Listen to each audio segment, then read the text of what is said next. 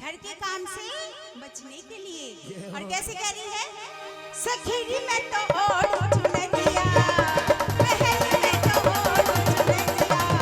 जाऊंगी सखीरी मैं तो और चुनरिया, जाऊंगी मेरा मन नहीं लागे, बहन मेरा मन नहीं लागे, भड़के सखीरी मैं तो और चुनरिया,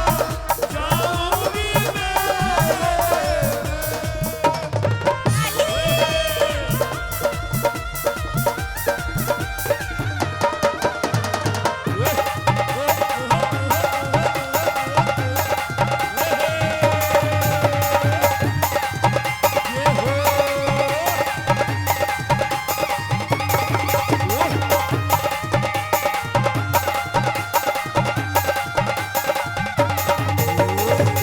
नथनी पहनी झुमका पहना, पहना नौलख हार, नथनी पहनी झुमका पहना,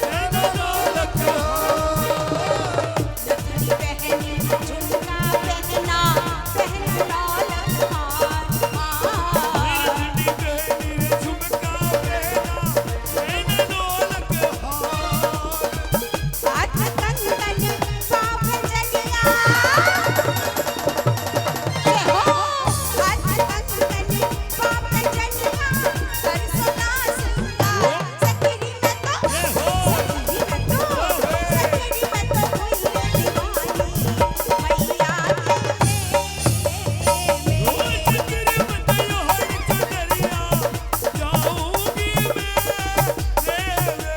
जा